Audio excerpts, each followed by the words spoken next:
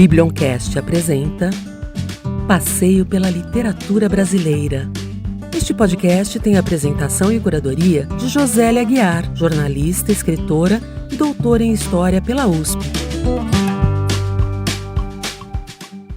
Neste episódio, vamos falar de duas autoras que entram em cena nas décadas de 1940 e 1950 e se localizam num campo mais intimista e experimental da literatura brasileira, uma prosa urbana que desafia leitores ao lançar mão de alegorias, estranhezas, fluxo de consciência, metafísica, explorações existenciais por meio de operações refinadas com a linguagem. Clarice Lispector, nascida na Ucrânia, viveu no Recife e faleceu no Rio de Janeiro em 1977. É celebrada por obras como Perto do Coração Selvagem, Felicidade Clandestina, A Paixão segundo GH, A Hora da Estrela. Lígia Fagundes Telles nasceu e morreu em São Paulo em 2022. Durante um período ela viveu no Rio, mas a vida inteira ela continua aqui em São Paulo. É celebrada por obras como Ciranda de Pedras, Meninas, Seminário dos Ratos, A Disciplina do Amor. É difícil escolher, inclusive, os livros que a gente cita delas duas, porque praticamente todas as obras delas são conhecidas e circulam muito, né? Bom, em comum, tem a passagem pela Faculdade de Direito, uma atuando principalmente no Rio, outra em São Paulo. Iniciaram a escrita bastante cedo, praticaram formas múltiplas, conto, romance e crônica. Clarice atuou mais no jornalismo, Lígia teve uma vida mais ligada ao setor jurídico, né, do direito. Ambas tiveram prestígio em vida, com distinções e prêmios. No entanto, é notável quanto sua reputação e popularidade têm crescido, mesmo após sua morte, sobretudo nos últimos anos.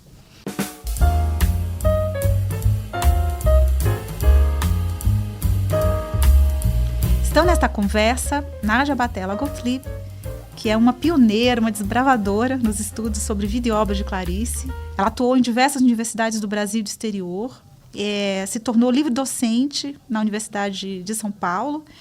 E entre os livros que a Nádia publicou, eu vou citar aqui aqueles relacionados a Clarice, porque ela tem uma atuação bem mais ampla.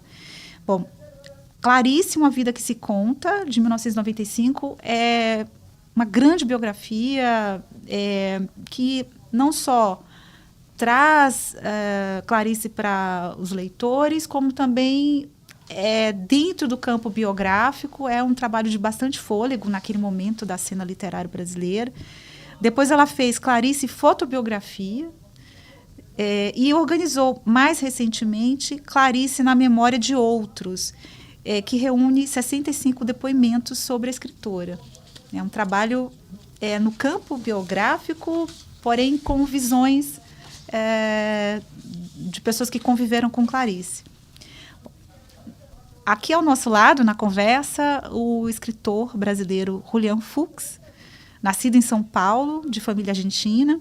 Entre seus livros, vou citar aqui alguns dos mais conhecidos, que venceram prêmios importantes, como Jabuti, Oceanos e José Saramago.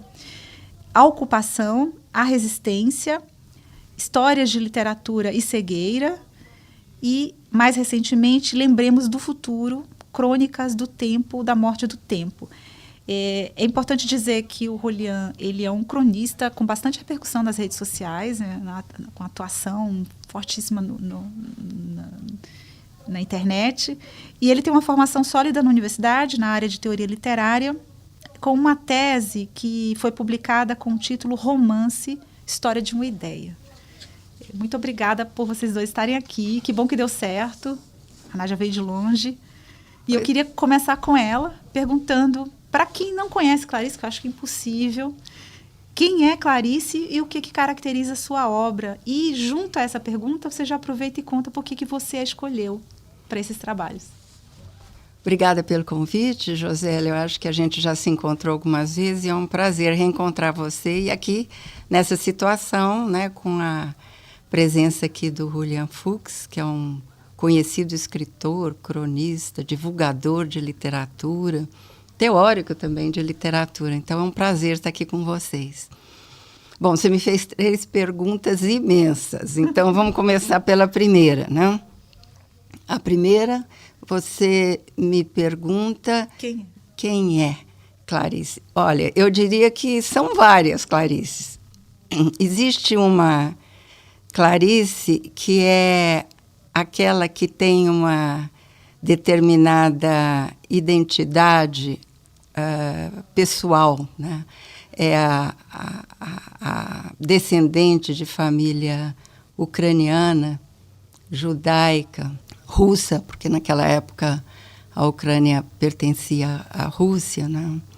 E filha de refugiados, né? Muito sofridos, e que tiveram que fazer uma viagem muito, muito difícil da Ucrânia até o Brasil, atravessando toda aquela parte da Europa, do leste, passando por vários territórios muito agitados do ponto de vista político, porque naquela época a Ucrânia estava em guerra civil, de 1919 a 1921. A Ucrânia também era foco, alvo, né, de muita violência por parte de agentes políticos de várias ordens. Tá? Os monarquistas, depois da Revolução de 17, eles iam para o sul à procura de grãos. Então, apareciam saqueando aquelas propriedades rurais. Né? Os bolcheviques também fizeram vários pogroms contra os judeus. Havia também os anarquistas, mas os anarquistas de grupos isolados. E todos atacavam ali aquela região da Ucrânia. E havia os cossacos, que inclusive roubaram tudo que a família tinha quando elas estavam indo em direção à Romênia. Né? Então, eu acho que a Clarice deve ter desenhado no seu DNA, essa vida ancestral de muita angústia, de muita dificuldade, de muita doença, né, porque que eles sofreram pelo caminho e tendo de parar algumas vezes para conseguir um dinheirinho para continuar. Depois vem uma Clarice que chegou ao Brasil com 1 ano e 3 meses, né? Ela nasceu ainda quando estavam viajando, mas se ela não viu, como a irmã viu, a Elisa, que já tinha 9 anos naquela época, ela pelo menos soube dessa história, né? Através da história oral da família. É inevitável que tenha tido conhecimento disso tudo. Daí vem também, então, a Clarice nordestina. A Clarice nordestina ficou muito forte nela. E Macabé é um exemplo e há vários outros. Né? Ela disse que gostava muito da cultura nordestina, da comida nordestina. Ela fala isso várias vezes em entrevista. Né? Os anos no Recife. Né? Mas antes ela passou 3 anos em Maceió. Uhum. Então, essa vida de Maceió também é importante, porque ela diz que foi ali que ela pisou o chão, como se tivesse pisado o chão brasileiro pela primeira vez, e ela conta isso como se fosse um atestado de nacionalidade dela, né? Porque antes ela vivia no colo. Então, ali ela pisou o chão brasileiro, e ali ela aprendeu a falar português, né? E aprendeu a escrever, isso já em Recife. Em 1925, com 3 anos, então, eles vão para Recife e moram lá cerca de 10 anos. Então, tem essa vivência nordestina também, que aparece muito, sobretudo nos contos de memória dela, né? E daí vem a carioca, né? A carioca eu acho muito divertida, sobretudo nos primeiros anos, em que ela teve a oportunidade, depois de terminar aquele curso que hoje seria fundamental, ela entrou na faculdade e conheceu vários escritores que eu acho que são muito interessantes, né? Um deles é o Lúcio Cardoso, que era um homossexual assumido e muito divertido. Então, as reuniões no apartamento do Lúcio Cardoso diz que eram muito interessantes, né? E alguns outros que já eram jornalistas e que depois ficaram conhecidos, né, na história da nossa cultura, né, brasileira. Né? Essa foi a fase em que Clarice mergulhou assim, mais profundamente no contexto de cultura brasileira, quando ela se familiarizou, né, melhor com esse grupo. Né? Depois tem a Faculdade de Direito, que é um caso à parte, porque ela foi estudar Direito por respeito ao outro, que é uma proposta de vida que ela sempre teve, e por causa das prisões. Ela queria trabalhar para ver se melhorava as prisões brasileiras, né, que até hoje são terríveis, né? Mas ela desistiu. E o primeiro trabalho dela na Faculdade de Direito já é contra a Convenção, porque ela questiona o direito de punir, né, que as instituições brasileiras poderiam ter e não deveriam ter, porque não cumprem o papel, né, de preparar os prisioneiros para a volta à sociedade, né? Então é isso. Daí vem a fase do exterior, que são das viagens. Então é uma Clarice esposa de diplomata, que pelo menos tem uma vantagem enorme, né? Porque ela não precisava trabalhar, então tinha dinheiro suficiente para sobreviver e escrever, né? Então essa eu acho que foi a grande vantagem do casamento da Clarice. E aí foi morar então no exterior, primeiro em Nápoles, em plena Segunda Guerra, pertinho dos nazistas que estavam ali em cima. Talvez uma das razões pelas quais a Itália não é muito assim explorada nas crônicas da Clarice. Ela fala pouco na Itália. Depois vai para Berna, aí sim. Aí ela fala bem, é uma fase também de muita angústia. Nessa cidade, aliás, cidade medieval, que é cercada de... Murada, são murais enormes, e ali que ela escreve Cidade Sitiada, né? Então, ela se sente muito sitiada ali dentro, mas, por outro lado, agora vem o lado bom, né? Rendeu muito, em termos de romance e de crônicas. São belíssimas as crônicas da Clarice, que tem Berna como assunto. E dali passa 6 meses no sul da Inglaterra, uma cidadezinha cinzenta, um mar triste. Tem uma amiga, a Mary Laffer, ela disse que era um lugar ótimo para suicídio, porque nunca vi uma cidade tão nostálgica que nem Torquay, né, onde ela morou 6 meses. E depois 7 anos nos Estados Unidos, onde tinha a alegria de certas amizades, né? Como a da Mafalda, do Érico Veríssimo. O Luiz Fernando nem tanto, segundo ele me disse, porque era rapazinho de 16 anos, não sabia bem o que ia fazer na vida, mas viu a Clarice algumas vezes na casa dele e foi também à casa dela algumas vezes. Pronto, daí volta para o Rio de Janeiro. Essa é uma Clarice, né? De várias camadas de cultura. É isso que eu queria dizer. Ela não foi uma escritora que nasceu e viveu num lugar só. Ela tinha uma perspectiva de muitos territórios, embora ela se sentisse um tanto estranha em cada um deles, né? Ela dizia que conhecia melhor os países estrangeiros dentro da sala dela do que viajando. Mas, enfim, viajou muito, né? E outros lugares que eu não vou citar aqui, porque são vários, né? Os passeios que ela fez. E por que você a escolheu? Eu escolhi porque eu fiquei muito encafifada com a Clarice. A Clarice foi, dentre homens e mulheres que eu havia lido até os anos 60, foi aquela que mais me intrigou. Eu não conseguia entender tudo que ela estava querendo dizer. E eu me lembro muito de uma frase que ela, quando ela está escrevendo, ela diz que eu escrevo para tentar entender o que eu estou querendo dizer. Então, esse processo ela passou para mim. E eu acho que passa para os leitores, de modo geral, sabe? É uma espécie de, vamos dizer assim, uma espécie de cartografia de um desconhecido que você vai ter que ir desvendando junto com ela. É uma grande diferença dos textos de outros autores, né? E nessa época eu fiz faculdade em Brasília, meus pais foram antes da inauguração para Brasília, e eu fiz faculdade lá. E eu estava fazendo um trabalho sobre Machado de Assis, sobre contos. Então eu falei, eu vou ler os contos da Clarice. Quando eu li aqueles contos, eu fiquei completamente desorientada. Eu não tinha rumo mais.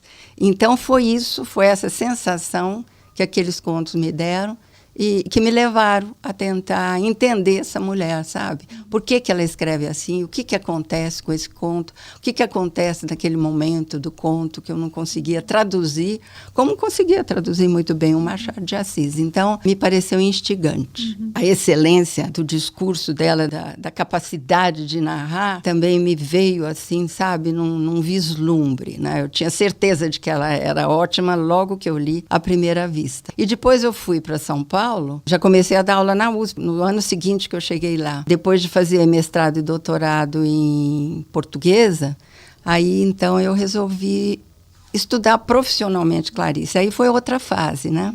que é uma fase de curso que eu comecei a dar de pós-graduação. Isso foi em 1983, né, que eu comecei. Então, já tinha uma outra postura, né, diante da obra, porque ali era realmente para ler muito, dar aula, escrever sobre. Comecei a fazer artigos, que até hoje eu não reuni. Eu ainda pretendo fazer isso. E me veio, então, a ideia de escrever os livros que eu escrevi. Julian, como é que você lê a Clarice? Como é que ela chega até você? Bom, olá a todos. Estou muito satisfeito de estar aqui. Um prazer estar aqui com você, Josélia, e com você, Nádia, com quem eu já aprendi bastante e estou aprendendo mais de novo. Como é que se chega, Clarice? Acho que, afortunadamente, nestes tempos, não é dado a ninguém descobrir Clarice. Está muito bem descoberta, muito divulgada. Bem divulgada, lida. Só não se pode dizer compreendida, né? Porque justamente a gente não chega a esse ponto. E acho que, para mim, vai por aí também o fascínio que ela suscita, né? Porque a gente lê e se põe em contato com aquilo e percebe a qualidade enorme do texto, né? Essa distinção que há nos narradores, nas narradoras da Clarice, uma qualidade sintática mesmo, de ordenação textual e tudo que se manifesta como uma obviedade, né? de apreço. E, ao mesmo tempo, não se chega a compreender exatamente o que ela diz, como a Nádia destacava. A gente não chega ao fundo, embora cave ao máximo aquela terra, revolva aquela carne, em direção a um lugar, a um cerne, a algo de essencial que não se apresenta jamais, né? E eu sinto que foi isso que me fez continuar em Clarice, depois de terem me apresentado essa autora, né?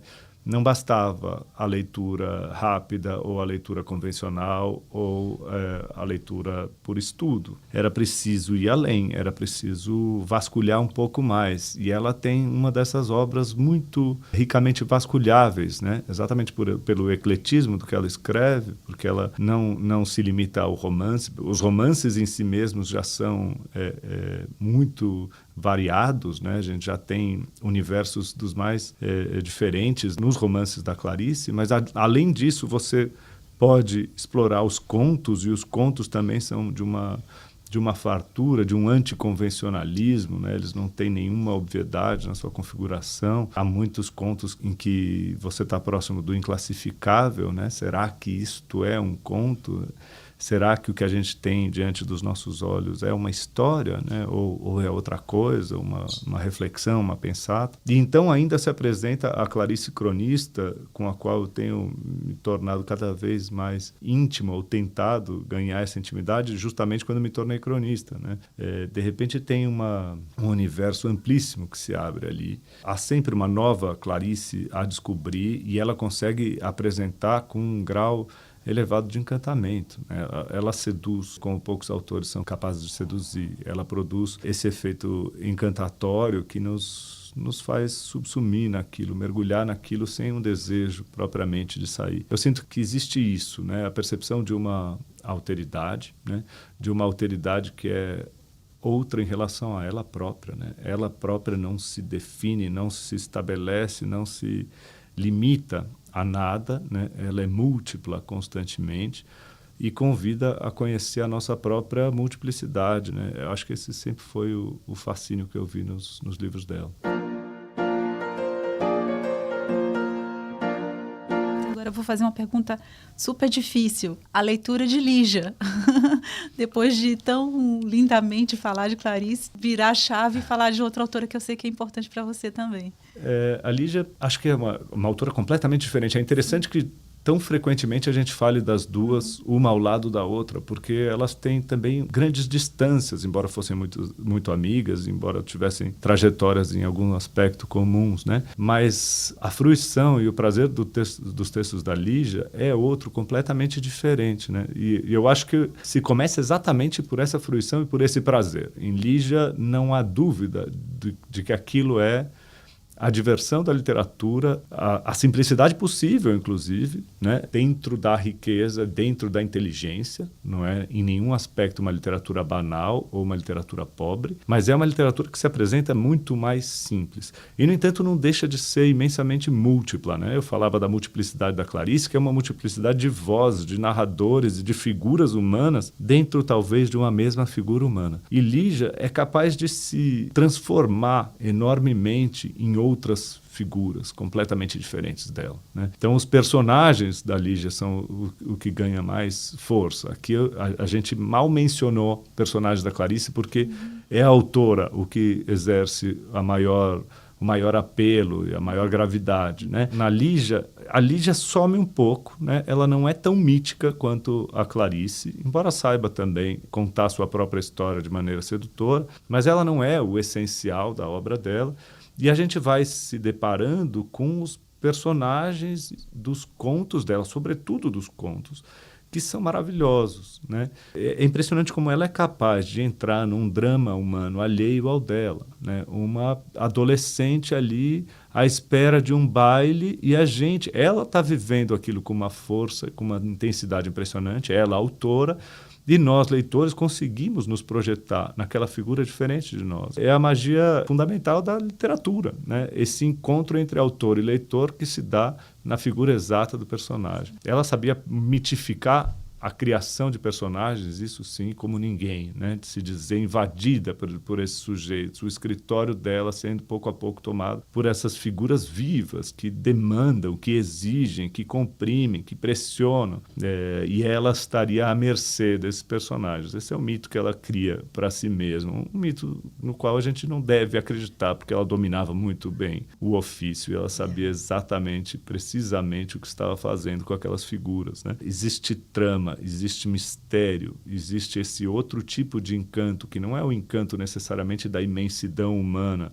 do inapreensível da experiência, é muito mais desta outra coisa, mais comezinha, mais cotidiana, e que, no entanto, consegue produzir suas profundezas, né? Julián, ainda ficando com você a conversa, eu queria relembrar um encontro que você teve com a Lígia quando você fez uma entrevista longa e foi capa da revista Entre Livros. Como é que foi esse contato pessoal seu com ela? Para contar essa história eu vou recuar um pouco, porque o meu primeiro encontro com a Lígia é anterior. Eu era estudante de jornalismo e resolvi fazer o meu trabalho de conclusão de curso sobre Lígia Fagundes Telles, né? Era um trabalho entre literário e investigativo. Então, a proposta era uma espécie de biografia, mas uma biografia muito ficcionalizada da Lígia. E me aproximei dela porque queria entrevistá-la e queria estudar a biografia dela. Eu tentava ser biógrafo naquela altura. E eu estou falando com duas biógrafas, eu vou revelar aqui a minha frustração de não ter podido ser aquilo. E por que não pude ser? Porque eu fiz uma entrevista com ela que foi muito bonita e receptiva, né? Quem se aproximasse da Lígia sabe o tipo de afeto que aparecia ali, né? O modo como ela abria a porta e oferecia um vinho do Porto e já começava a contar histórias com uma fartura, de maneira bem generosa.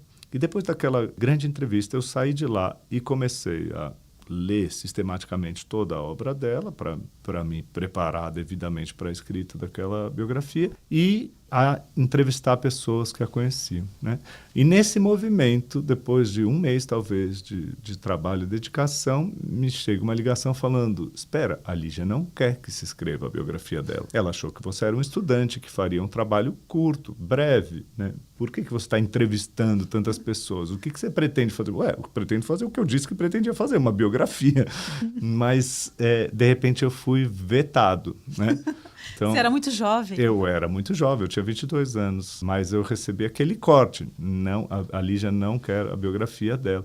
E para mim foi um dos momentos mais frustrantes e difíceis. Eu me lembro de sofrer na minha análise, dizendo: não me deixarão escrever o que eu desejava escrever, né? Era um projeto literário, insisto.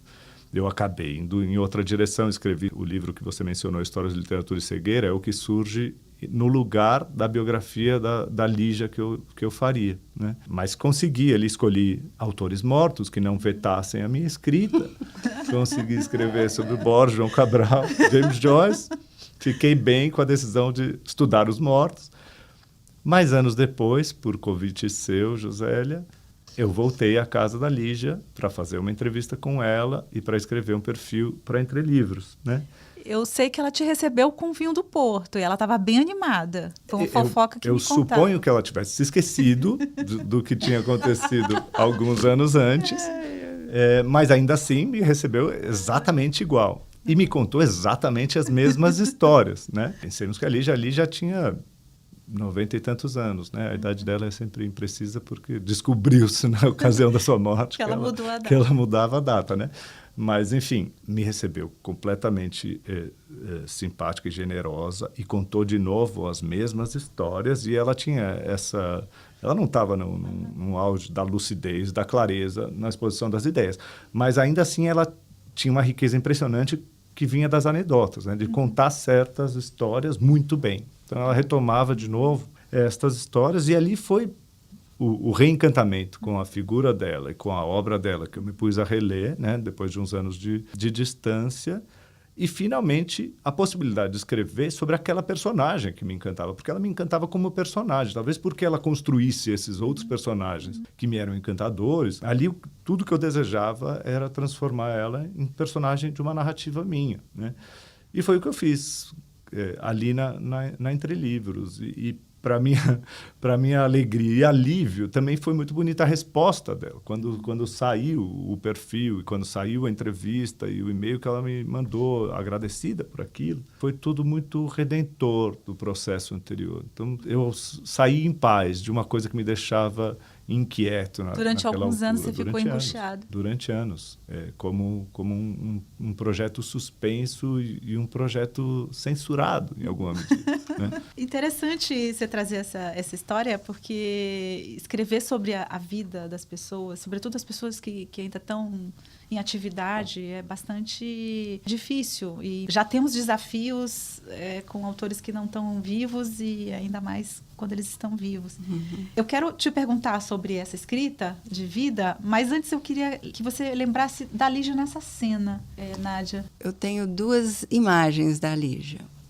Uma é que é muito diferente daquela que eu fui construindo a partir dos sinais que eu recebia da Clarice. Porque a Lígia era uma pessoa muito, pelo menos aparentemente, afetiva, muito gentil, muito elegante, diferente da Clarice, que, segundo o Hélio Pellegrino tem uma definição ótima da Clarice, é que ela era perturbadora.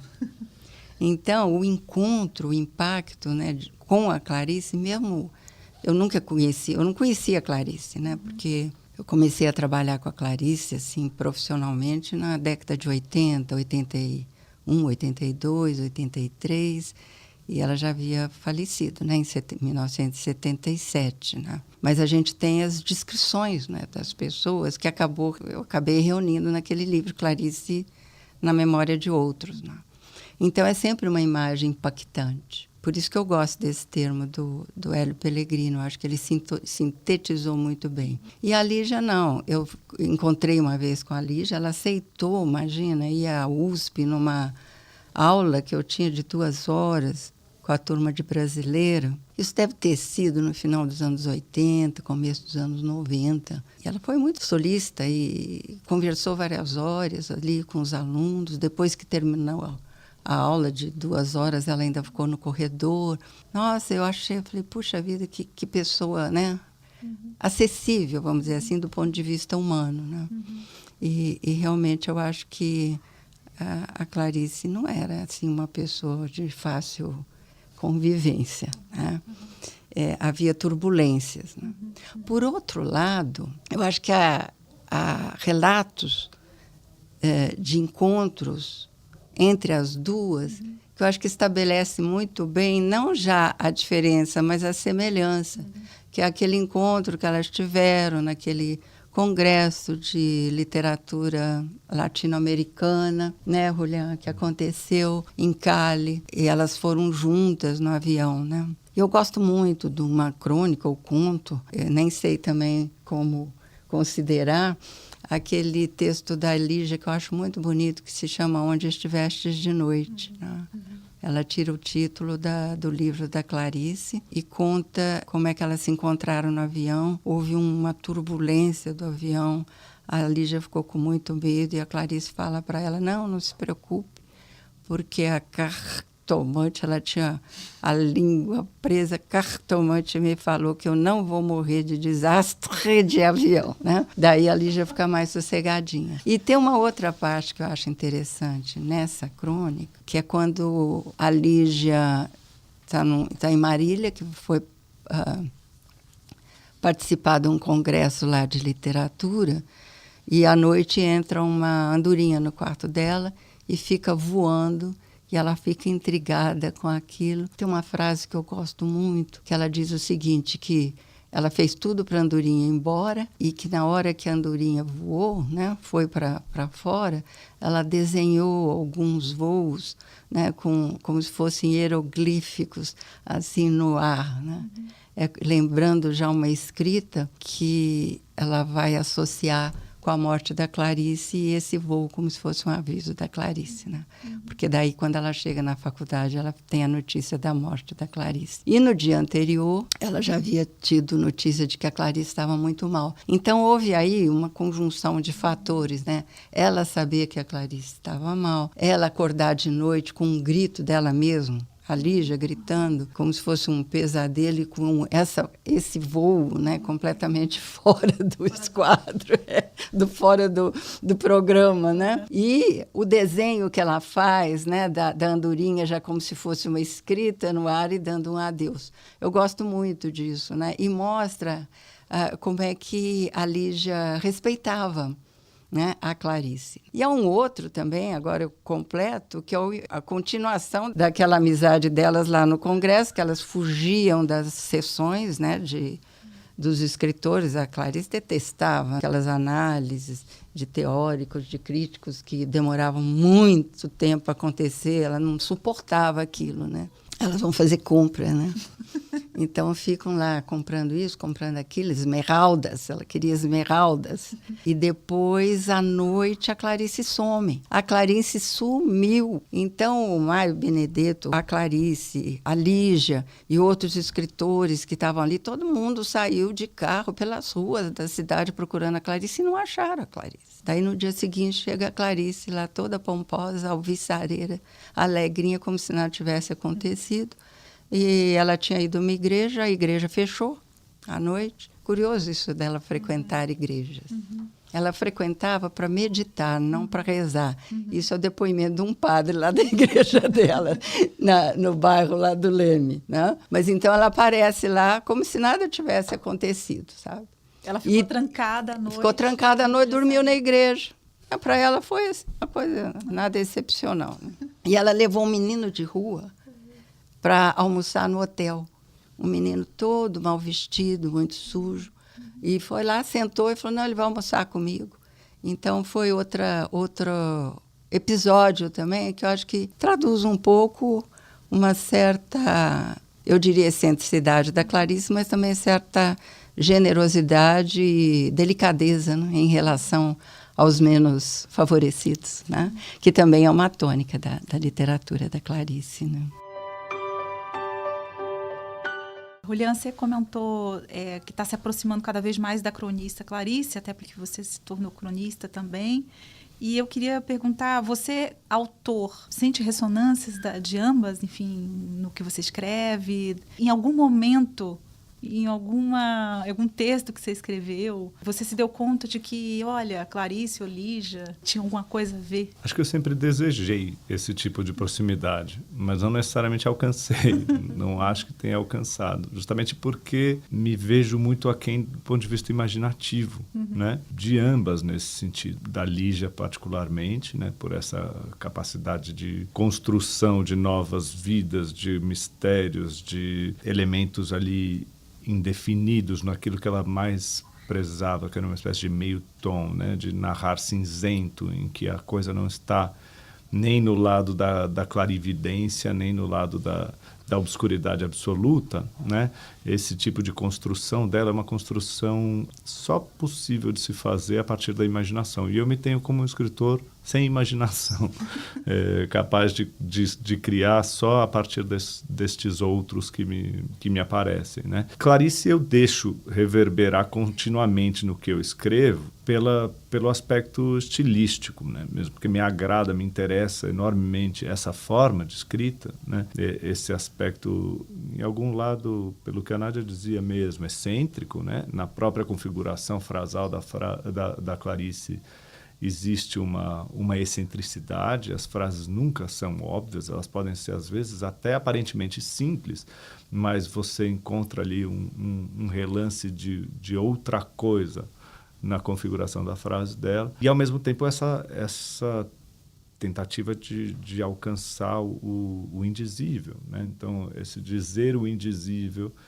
que se torna frequentemente a frase dela. É um tipo de gesto literário, gesto narrativo, que eu tento utilizar seguidas vezes naquilo que eu escrevo. E acho que isso, sim, em vários momentos reverbera, obviamente não com a mesma qualidade, mas como um vício do pensamento, né? Como uma forma própria do meu pensamento que eu convoco a Clarice para me secundar. E o prazer de escrever crônicas também está no prazer de citar, né? Porque no romance a citação é sempre mais apudorada, né? Você precisa encontrar o encaixe exato para trazer a frase alheia e para trazer o nome alheio. Aquilo tem uma função outra, que não a função simplesmente de colaborar com uma ideia.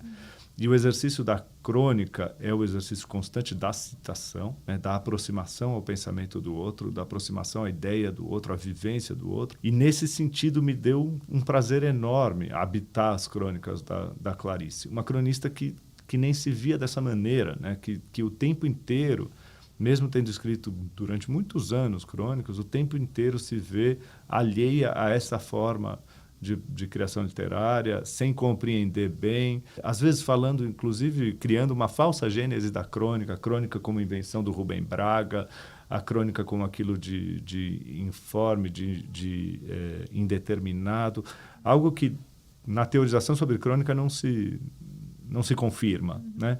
Mas é interessante essa maneira, porque ela acaba sendo uma cronista muito livre, né? Ela escreve crônicas que não parecem crônicas e que às vezes são curtas demais, esquivas demais, que não elaboram, não levam até o limite, mas que num lampejo trazem uma clareza enorme e uma precisão enorme de ideia, né? Essa é a Clarice cronista que mais me interessa.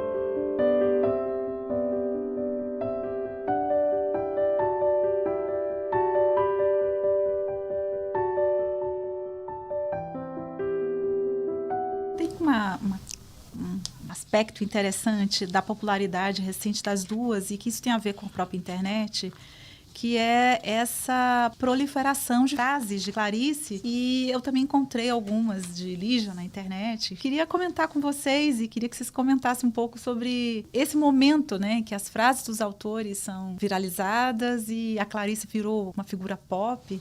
A Lígia pode seguir também o mesmo caminho, ela tem potencial, né?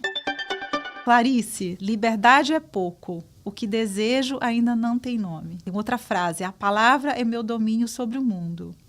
Outra frase, o que verdadeiramente somos é aquilo que o impossível cria em nós.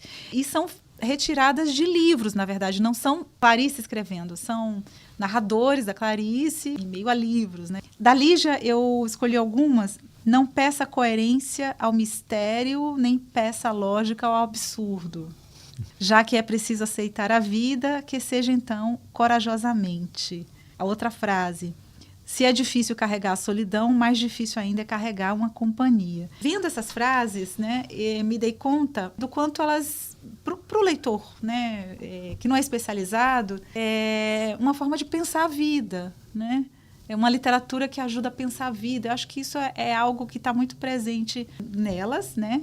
E, por exemplo, nas suas crônicas. Eu acho que essas frases, não são as piores que a gente vê citadas. Essas são as melhores. Essas são as mais interessantes, inclusive falam algo sobre as duas. Eu acho que alguns elementos que a gente vinha comentando aqui estão ditos dessa forma, nessas frases que você trouxe.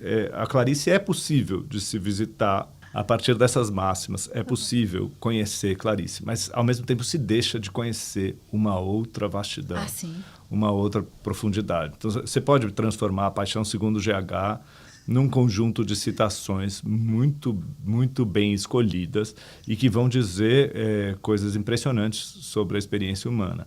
Mas atravessar aquele livro continuamente, compreender a cadência e a lógica própria daquela construção, vai muito além disso, né? E nesse caso, Clarice é uma vastidão tão grande que, às vezes, a gente reduz, mesmo quando lendo devidamente, né?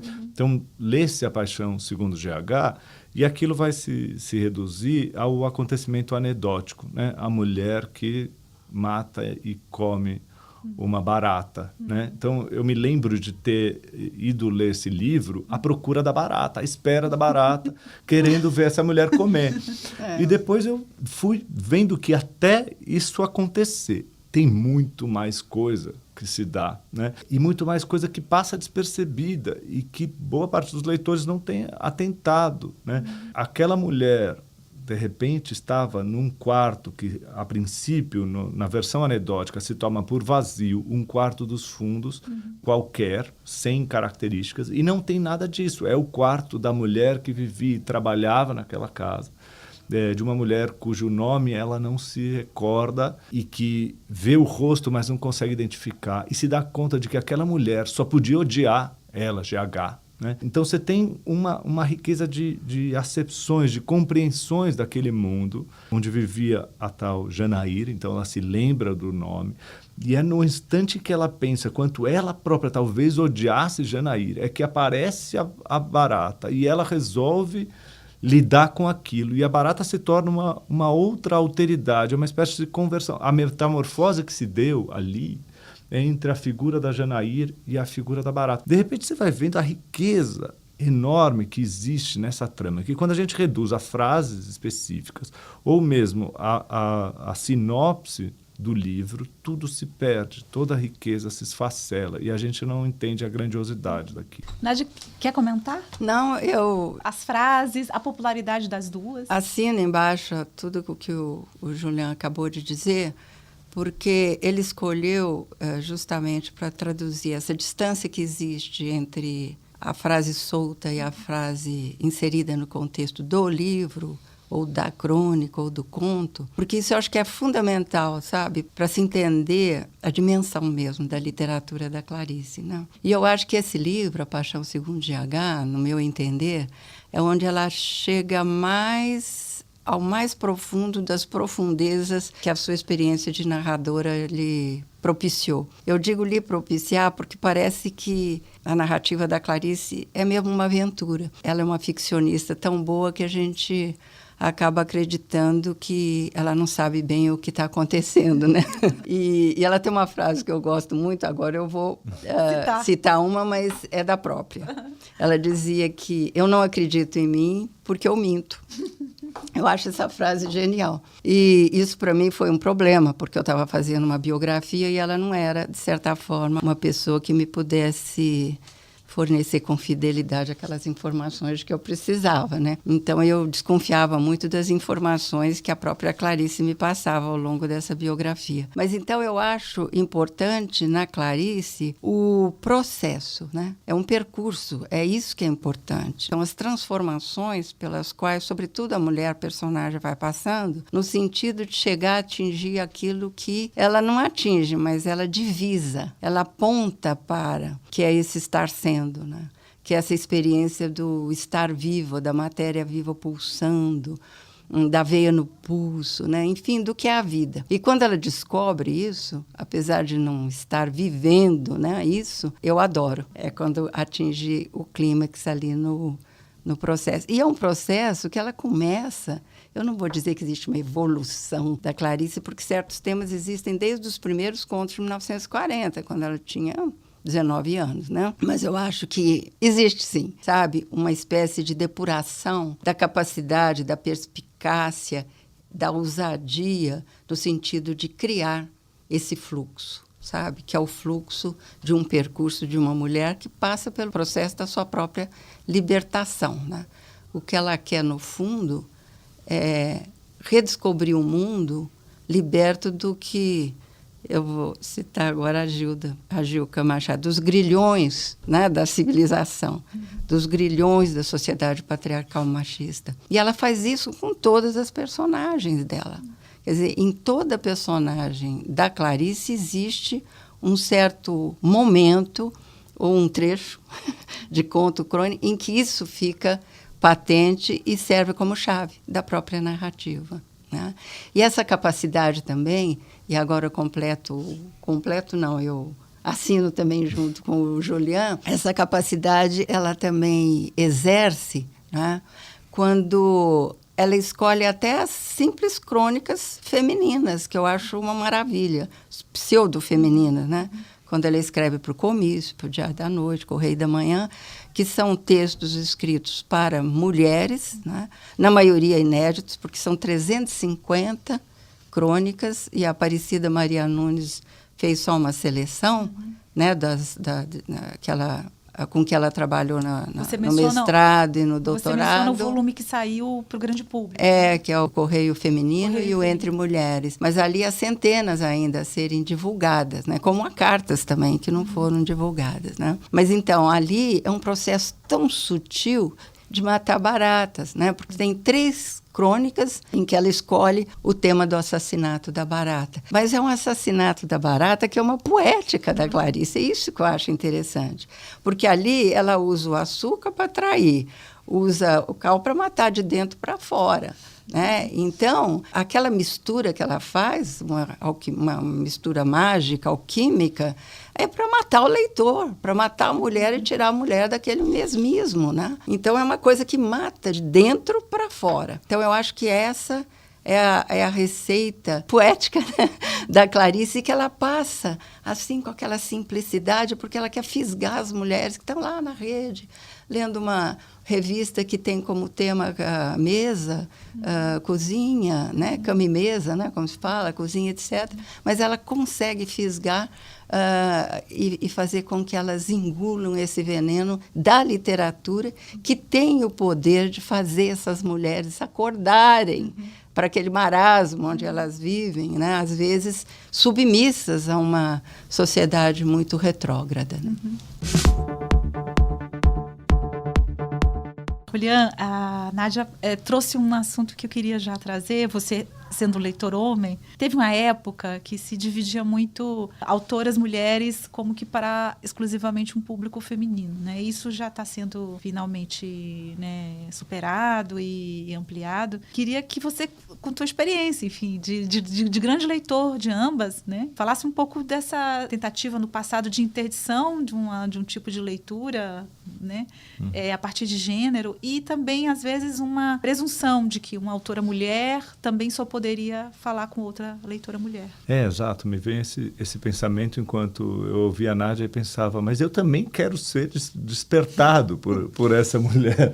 Eu também quero ser liberto por essa mulher, né? Tem esse sentimento, eu acho, de uma certa insubmissão que vem delas, de uma posição que é só aparentemente subalterna, né? Porque elas só aparentemente se submetem a algo e, na prática, transformam completamente o seu próprio mundo, a sua vida, em outra realidade. Eu acho que é algo de subalterno no próprio exercício da literatura. A gente está escrevendo a partir de um ponto periférico, né? Ainda sendo homem, acontece de se ver numa certa contramão de uma sociedade, de uma certa preocupação com eficácia, com produtividade. Nada disso tem a ver com a literatura, nada disso orna com o pensamento a partir da cultura, né? E, ao mesmo tempo, tem um mundo outro a se descobrir ali, porque não deixa de ser sobre a condição da mulher, sobre a situação da mulher, e não deixa de ser uma tentativa de rompimento desses grilhões,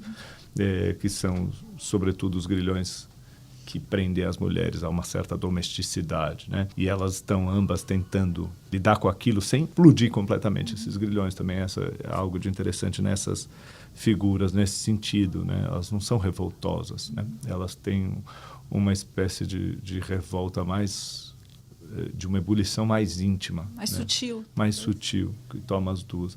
Mas para mim é de descoberta de uma outra coisa, né?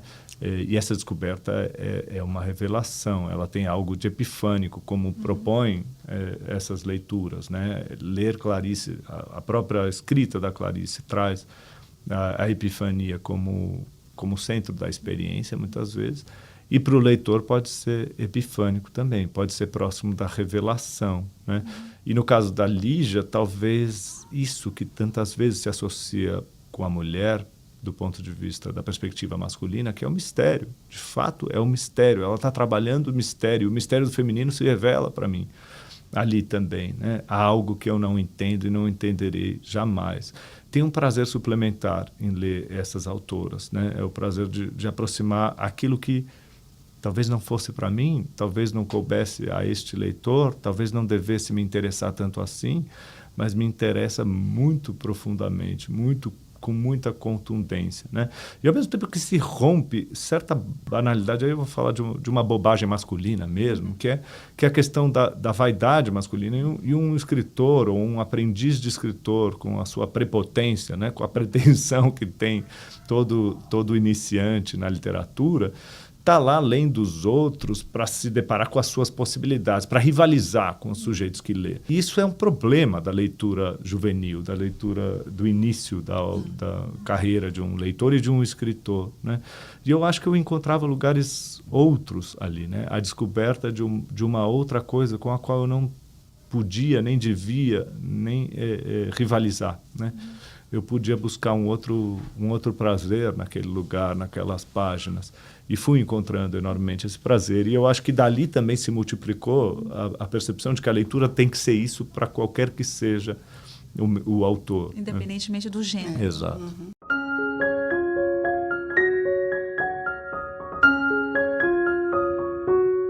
Agora vamos falar de processo criativo, de escrita. Nádia, como que foi fazer uma biografia? Como é que se faz, né? E também esses outros trabalhos, né? A fotobiografia e o livro sobre os outros. Eu não sei como se faz, né? Eu sei como eu acabei fazendo. Acabei fazendo sem saber bem onde ia dar também, sabe? Quer dizer, na realidade, a minha atividade mesmo é de professora de literatura. E foi, naturalmente, como professora que eu comecei a fazer esse trabalho, que era para ser apresentado como tese de livre-docência na universidade. Então, eu tinha aquela opção mais conservadora, de reunir os textos que eu já tinha, vários ensaios, que eu ainda vou reunir um dia, e reunir aquilo e apresentar, né, como trabalho acadêmico. Mas depois eu falei, não, eu queria fazer uma coisa que ainda não foi feita, né? Porque a fortuna crítica da Clarice era muito grande já. Não como hoje, que ficou impossível você conhecer tudo que se escreve sobre ela. Mas naquela época já era grande e eu até que tinha, de certa forma, conseguido alcançar um número bem razoável de leituras, né? Porque era o que eu fazia todo dia, né? Mas então eu preferi enveredar por esse aí, que era também um pouco... funcionava para mim como se fosse mesmo assim um projeto mais... que exigiria mais de mim, sabe? Inclusive coragem, né? Uhum. Então, foi por aí que eu decidi. E a minha proposta era fazer a leitura da obra da Clarice e uma história, mais ou menos uma história da literatura, percorrer a obra da Clarice, né? Eu já havia lido várias e várias vezes cada livro, porque cada aula que eu ia dar eu relia, né? Para esquentar o motor. Então, eu tinha conhecimento, pelo menos, do que eu poderia tirar de cada um desses livros, né? Mas, à medida que eu ia escrevendo, eu via os vazios, sobretudo de contextualização, né? Onde é que ela estava quando escreveu esse livro, como é que era a vida dela nesse lugar, o que ela teria lido antes, onde é que ela comprou esses livros, com quais pessoas ela se relacionava a essa altura, quem poderia ter indicado a leitura desse livro ou do outro. E aí eu fui montando uma rede, né, de relações mesmo, sociais e intelectuais da Clarice. E veio uma outra fonte muito substanciosa e difícil, que é a dos arquivos, porque havia milhares de documentos na Fundação Casa de Rui Barbosa, que iam chegando aos poucos. Foram 3 lotes em momentos diferentes, mas nos anos 80, sobretudo. Então, eu comecei a ir para Se refere aos arquivos da própria Clarice. Os arquivos da Clarice, que o filho, Paulo, foi depositando lá na Fundação Casa de Rui Barbosa, no Rio de Janeiro, ali na Rua São Clemente, né? Então, eu frequentei muito o Rio de Janeiro, ficava lá dias e dias, lendo os documentos que estavam todos em envelopes grandes, não havia ainda inventário quando eu comecei a ler. Então, eu abria os envelopes e ia lendo tudo que estava ali. É uma maravilha para quem faz pesquisa, é muito gostoso de fazer isso. Para quem gosta, é uma delícia. Mas é mais difícil, né? Porque você tem que ver tudo para fazer a seleção, e eram milhares, sabe? Além das fotos, né? Que havia fotos também e livros, né? Da biblioteca da Clarice. E depois comecei também, senti necessidade de fazer entrevistas com as pessoas, os parentes, os amigos, os jornalistas, escritores, quer dizer, todo mundo que tinha tido um determinado tipo de, enfim, de atuação, vamos dizer assim, nessa vida da Clarice. Então, eu procurei. E viajei pelos lugares também, onde ela foi, procurando arquivos e locais onde ela morou, etc. E pronto, foi muito difícil fazer isso, mas foi muito agradável, né? Então, foi essa a primeira fase. Agora, a segunda foi a fotobiografia, que eu fui guardando imagens e depois vi que seria interessante fazer uma história visual, né, da vida e da obra. E aí eu viajei também, fui para a Ucrânia também, fui para os lugares também onde ela viveu, porque me interessavam as fotos de época, né? E descobri um arquivo de judeus em Nova York enorme, que depois foi digitalizado, só dos imigrantes que saíram da Ucrânia, do leste, para o Ocidente. Havia só de imigrantes daquela parte ali, da Ucrânia e da Romênia, havia 17 mil imagens. Então, foi importante porque, quando eu não tinha a imagem da família em determinado lugar, eu recorria a uma foto com imigrantes para, de certa forma, registrar detalhes de lugares e contar essa história, né? E muitas pessoas também eu procurei depois, outra vez, né? Então, aí abriram-se os arquivos dos parentes, os arquivos de fotos dos judeus. E os parentes, né, que tinham esses arquivos, eles me cederam tudo que eles podiam ceder. Eu tive muita sorte, sabe, Josélia e Julián? Eu não posso me queixar. Eu sempre digo que se não deu certo, a culpa é toda minha, porque ajuda eu tive. E colaboração dessas pessoas todas, né? E que eu visitei várias vezes, porque, naturalmente, eles queriam me conhecer melhor antes de ceder esses documentos, né? E o último, eu acho que é talvez um derivado desses anteriores, foi o livro desse ano, né? O Clarice, na Memória de Outros, em que eu reuni, são 65 depoimentos, né, de pessoas sobre Clarice. Então, são pessoas que realmente conheceram a Clarice. Parece bobo, mas não é. Quer dizer, vendo Clarice, qual a reação que eles tiveram. Então, é uma reação que é muito variada, cada um tem uma diferente.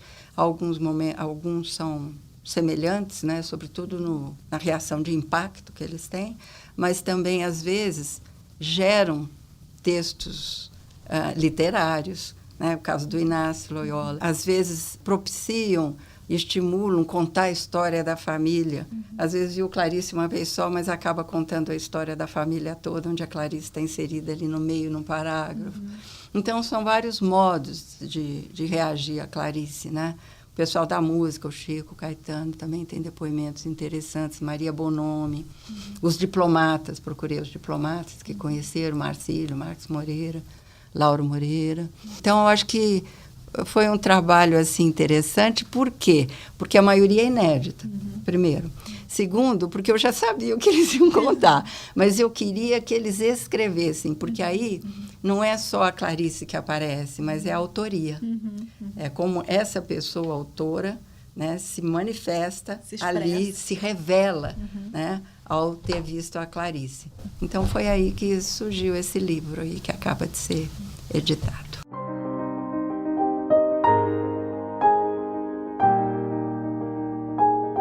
Julian, você pensou a forma romance, né, no seu doutorado, lançou, publicou. Outra pergunta difícil, eu só faço pergunta difícil aqui. Queria que você contasse para os ouvintes o que é um romance e o que é uma crônica do ponto de vista de quem escreve essas narrativas. Bom, o que é um romance? Eu vou remeter ao romance História de uma Ideia. De repente, se puder, né, se quiserem ir atrás, porque é uma resposta que não encontra nunca uma saída. É a partir da absoluta indeterminação, né? O romance é o gênero paradoxal, cuja marca é a ausência de marcas, cuja regra é a ausência de regras, que tem como único traço imutável a sua mutabilidade eterna. Então, você tem esses elementos que são sempre a construção de sentenças paradoxais para que o romance não se defina jamais. Né? Só que você não está perguntando isso, porque isso é do ponto de vista teórico, você quer saber do ponto de vista prático isso da de você escrita. Como escritor. Exato. Fica um pouquinho mais simples. Eu vou responder em aproximação a estas autoras, né? É como se, lendo a Lígia Fagundes Telles, você conseguisse saber cristalinamente o que é um romance ou o que um romance deve ser, e o que é um conto ou o que um conto deve ser, porque você encontra ali formas fechadas e formas perfeitas, né? Ela tinha domínio absoluto do que escrevia, né? Me parece, acho que insisto nessa ideia, porque me parece que é alguém que, apesar da gente ver, de novo, certa falsa simplicidade, ela tinha, pelo contrário, uma excelência naquilo que produzia. E não deixava ver as rachaduras, não deixava ver as incrustações estranhas, né, as estranhezas da própria forma literária. Enquanto em Clarice a gente encontra o contrário. Ela tem, de fato, um domínio absoluto do que está fazendo, a gente percebe, de novo, na dimensão frasal, na construção das sentenças, mas, ao mesmo tempo, o que a gente vê é constantemente a rachadura, a incerteza, a tentativa de aprendizado da matéria que ela tem nas mãos e daquilo que ela tem finalmente a dizer. Eu me vejo muito mais próximo dessa segunda postura, né? Desse escrever que não se resolve nunca, ao qual a gente não chega nunca em respostas definitivas, né? Eu não sei o que é um romance, jamais vou saber. E a crônica, eu também sou um cronista aprendiz constantemente. Tenho a minha coluna há 5 anos, também não é muita coisa, mas sinto que ainda não me aproximei e me ponho a estudar o gênero exatamente porque não sei precisamente o que ele é. A Clarice faz esse gesto continuamente. O que eu inclusive trouxe um trecho de um texto dela para ler, de uma crônica que se chama Escrever. Vou ler o texto dela e depois eu comento, né? Escrever. Eu disse uma vez que escrever é uma maldição. Não me lembro por que exatamente eu o disse, e com sinceridade. Hoje repito, é uma maldição, mas uma maldição que salva. Não estou me referindo muito a escrever para jornal, mas escrever aquilo que eventualmente pode se transformar num conto ou num romance. É uma maldição porque obriga e arrasta como um vício penoso do qual é quase impossível se livrar, pois nada o substitui. E é uma salvação. Salva a alma presa, salva a pessoa que se sente inútil, salva o dia que se vive e que nunca se entende a menos que se escreva. Escrever é procurar entender, é procurar reproduzir o irreproduzível, é sentir até o último fim o sentimento que permaneceria apenas vago e sufocador. Escrever é também abençoar uma vida que não foi abençoada. Que pena que só sei escrever quando espontaneamente a coisa vem. Fico assim à mercê do tempo, e entre um verdadeiro escrever e outro podem se passar anos. Lembro-me agora, com saudade, da dor de escrever livros. Eu gosto dessa distinção que ela faz do escrever livros como uma dor e dessa outra coisa que é escrever para jornais. E, sobretudo, gosto dessa ideia que ela traz no final do texto, não tanto da ideia de maldição ou salvação, um pouco elevadas demais, mas de que escrever é algo que acontece, que podem se passar anos entre um escrever e outro escrever. Existe um verdadeiro escrever, que é feito de outra coisa, né?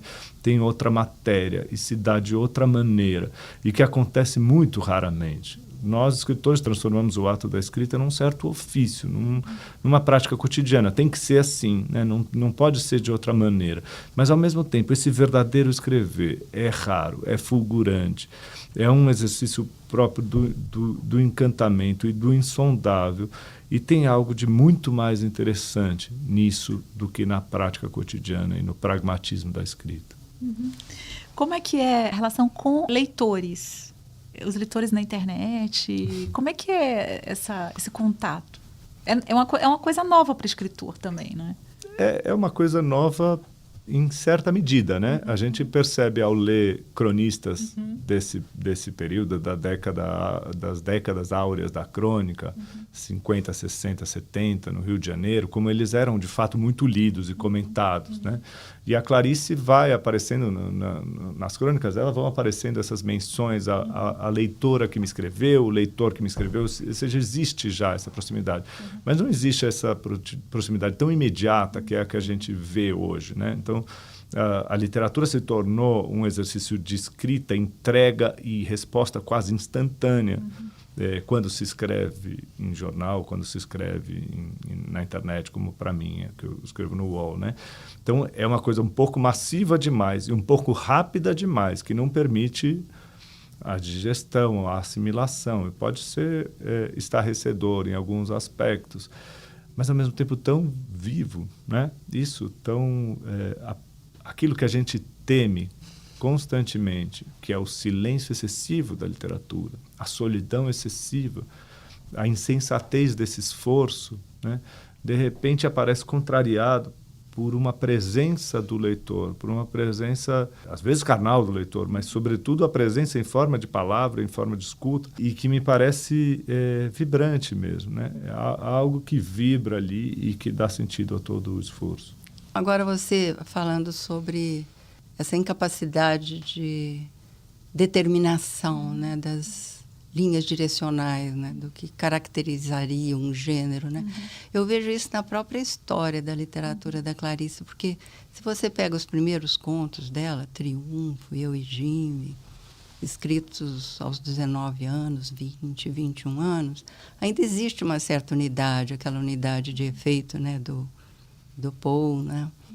E, embora também uma certa ingenuidade de narradora que está começando com certos termos que às vezes não tem muito boa adequação, né? Mas na medida que passa, ela vai complicando a coisa, né? Então, ela vai fazendo um processo de estruturação de conto, que é o da desmontagem. O que eu acho fascinante na Clarice é que quando ela constrói um conto, ela também está desconstruindo simultaneamente. Então, é um conto que tem começo, meio e fim, mas não tem. Então, o começo tem uma outra história que está ali embutida, que vai aparecendo, né? Gradativamente vai aparecendo. E depois existe um clímax e depois aquilo se dissolve ao contrário, na linha do Clarice, da Alice que atravessa os espelhos. Então, são esses quiasmos, essas figuras muito complexas do ponto de vista da estrutura narrativa, que eu acho fascinante na construção da narrativa da Clarice. E à medida que o tempo passa, ela nem chama de romance, né? Água Viva ela chama de ficção. E Um Sopro de Vida são pulsações. Então, eu acho que essa indeterminação, eu acho que está muito dentro da proposta dela. Ela mesmo, vai assumindo de ser cada vez mais a sua própria inclassificabilidade, se é que existe isso, né? De ser inclassificável, né? E esse processo de desconstrução é que eu acho que é aí que constitui o caráter mais radical da literatura revolucionária da Clarice, porque ela vai contra a própria literatura. É isso que eu acho incrível. Porque o que ela quer é atingir um momento em que não precisa dizer nada, né? É aquele momento em que eu adoro. não precisa falar mais nada. Quer dizer, divisou, não experimentou na sua totalidade, mas teve um vislumbre do que seria. E isso lhe dá satisfação pessoal e ela pode dizer que encontrou um verdadeiro sentido da própria literatura, que é contra a literatura, né? É uma literatura suicida. Então, em relação a todos os escritores que nós temos, tão radicais, eu acho que ela vai mais além por causa disso, contra si mesma. Né? Como é que foi conviver esse tempo todo com leitores e leitoras de Clarice? Bom, na realidade, eu não sou da mídia, né? Eu sou analógica, né? Mas eu penso aqui, o tempo Agora, dos ciclos de literatura, lançamentos de livros... Pois é, o que eu queria dizer é que meu público é aquele público do contato direto. Eu adoro ver a pessoa, conversar com a pessoa.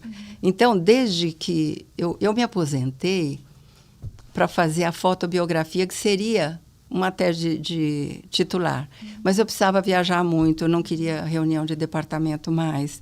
E eu estava num tipo de vida que era muito desgastante, porque a família foi para Belo Horizonte e eu viajei 12 anos, Belu, USP, para dar aula. Eu já não aguentava mais. Então, eu falei, não, eu vou me aposentar e vou fazer o que eu quero, né? E assim eu fiz, né? Então, eu acho que... eu pude continuar fazendo esse contato até hoje, né? Eu estou indo para Salvador, depois eu vou para Recife, lá eu faço as palestras na Federal da Bahia, na Federal de Pernambuco, etc., e aproveito para divulgar o livro. Então, eu continuo conversando com esse público, que é o meu público de professora, né? Que são alunos, que são professores de literatura, leitores interessados em Clarice também. Mudou algo desse público? Aumentou, talvez, o público. E eu tenho muito contato também pela internet, né? Mas, assim, eu não tenho prazer, né, que o Julian deve ter, de ter esse contato, assim, numa rede, sabe? Que tem muita gente, eu vou ficando agoniada, sabe? Então, eu prefiro esse contato assim. Mais eu direto. viajo, eu vejo, converso. E converso também com eles, né? Recebo muita carta. E de gente que está fazendo tese, que quer conversar sobre o assunto. Então, eu mantenho esse diálogo, sabe? Mantenho. Nota-se que você está um pouco distante do mundo da internet para pensar que o prazer é esse. Nem tudo é prazer no mundo da internet. Acho que a gente passa um pouco distante disso da parte dos leitores. É. Sim. Não. Pois é.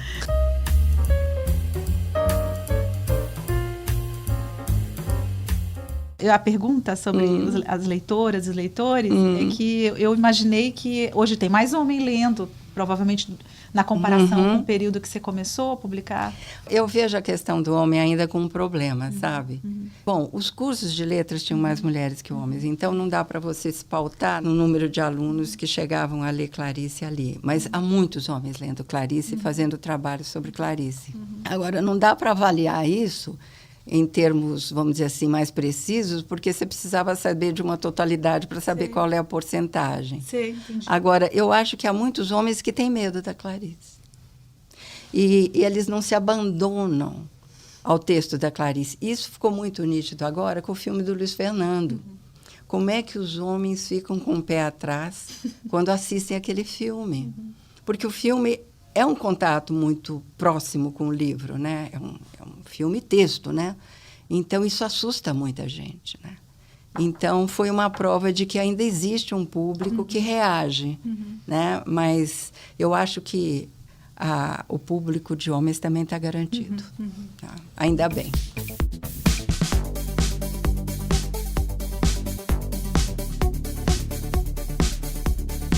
Daqui a pouco a gente vai precisar concluir a conversa. Antes de encerrar, eu queria pedir sugestões de leituras para quem estiver nos ouvindo. O que vocês indicam para quem quer conhecer Clarice e Lígia? Eu lembro que sempre se disse, começa pelos contos, porque são narrativas mais curtas e vão ser mais simples de compreender. É um caminho. Pode ser, né? Pode ser esse, pode ser o contrário, começar com A Paixão Segundo G.H. Eu sempre lembro daquele fato que a Clarice conta, né? Que professor de literatura enfim, leu Clarice, não gostou, não entendeu nada, e a menina de 17 anos tinha esse livro como livro de cabeceira, né? Então, eu acho que isso existe, pode existir. Agora, quem quiser começar assim de uma maneira mais branda, vamos dizer assim, é lógico que eu acho que as crônicas da Clarice são um caminho bom, porque ali tem de tudo. E grau de intensidade, eu chamo também de watts, né? de eletricidade, a dosagem elétrica, né? do alvo, né? Varia muito ali nas crônicas, né? Varia muito. Se você pega a primeira do Jornal do Brasil, As Crianças Chatas, é um soco no estômago, que ela fala da fome. Aquilo, o Mineirinho é terrível, né? Mas há outras mais brandas, então a pessoa pode ir até fazendo uma boa alternância, né? Agora, eu acho que os contos são fabulosos, tudo bem. Os romances são mais longos. Eu não sei a que anda a juventude para ler romances mais assim volumosos, extensos. Que nem A Maçã no Escuro, por exemplo. É muito longo esse romance. Mas aos curtinhos. O pessoal gosta muito da Água Viva, né? E foi uma leitura obrigatória na juventude, né? Dos anos 70, né? O Cazuza adorava isso, leu não sei quantas vezes, né? A Hora da Estrela também é muito lido. Então, eu acho que em Clarice pode ser crônica, pode ser conto, pode ser direto um romanção como A Paixão Segundo GH. Eu acho que vai depender da disponibilidade do leitor, né? E da capacidade dele se deixar levar, né? Ou não pelo texto, né? Que ele está lendo, né? E a Lígia, eu adoro os contos da Lígia, sabe? Eu adoro. Então, e há contos de vários tipos, né? Dos mais tradicionais aos menos tradicionais. A Valnice tem um texto legal sobre a leitura, né? Dos contos do ponto de vista da variedade das estruturações. A Valnice Nogueira Galvão. Ela tem um texto muito legal sobre os contos da Lígia, e que seria também um bom começo para tentar já aprender essa diversidade, né, dos modos de, né, se escrever conto, né? É isso. E eu vou lançar de novo Teoria do Conto. Você lembra daquele shortinho? Lembro, sim. Vai ser reeditado agora pela Autêntica. Para quem quiser entender também um pouco mais de forma, né, do conto, esse livro é ótimo. Eu também adorei a Teoria do Conto. Eu sempre digo que é o livro que não para em pé. Tão fininho. Mas denso. Bem completo. Bonito. Eu só acrescentei mais um capítulo do Pilha. O Pilha lendo Borges, sabe? Mas sem me estender muito, porque eu não queria tirar aquela extensão dele, né? Que é brevíssima, mas eu acho que funciona, né? Por isso. Perfeito. Eu vou basicamente seguir a relatora Nádia aqui, talvez na provocação de insistir nessa ideia de começar pelas profundezas da Clarice, né? Porque por que a gente deveria começar pelo rasinho, né? Talvez essa Clarice já esteja bem presente nas frases que circulam, nos trechos mais curtinhos e etc. E a Clarice que talvez vá ficando um pouco esquecida, um pouco deixada de lado, é a dos romances. Né? Nos romances é que algo acontece que não é tão facilmente acessível, né? E na Paixão Segundo GH particularmente, a meu ver. Então, recomendaria isso. Por que não esse mergulho? Porque às vezes você não compreende a dimensão de um autor até chegar no ponto mais profundo que se pode encontrar ali, né? Então, é claro que Clarice é fulgurante nas pequenas coisas também. É claro que você vai encontrar contos brilhantes como A Menor Mulher do Mundo, que eu acho lindíssimo. Não faltam contos de imensa qualidade e que as crônicas são deliciosas, talvez seja o maior prazer da leitura da Clarice. Mas num romance como A Paixão Segundo GH, você chega quase a entender finalmente quem é essa mulher e o que ela escreveu, né? Não se entende porque não se entenderá jamais ninguém e porque nem ela propõe esse desvendamento completo. Mas é quase, a gente chega muito perto. Eu acho essa uma experiência absurdamente importante, bonita. né? Pela Lígia eu vou na contramão, porque eu acho que esse prazer e essa fruição são o que há de mais grandioso na literatura dela, né?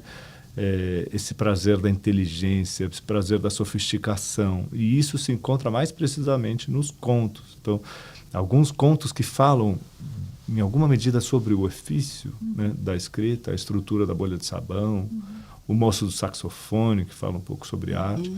Tem alguns contos belíssimos que dão a chave, que não é uma chave tão misteriosa assim, de um fazer literário, que é uma chave, às vezes, precisa, delicada, que eu acho que são muito bonitos de se encontrar, né? E para uma juventude, já que você falava de uma juventude, há contos jovens, muito jovens, né? Venha ver o pôr do sol,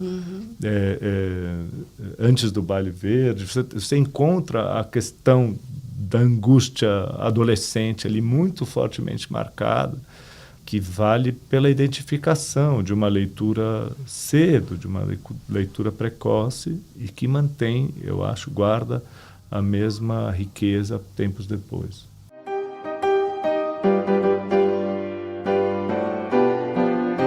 Juliana e Nádia, muito obrigada, adorei a conversa e acho que todo mundo que está escutando vai seguir as indicações e ir atrás desses textos. Obrigada pelo convite, pela conversa e até qualquer hora, né? Até breve. Obrigado, prazer enorme conversar com vocês e com essas duas autoras.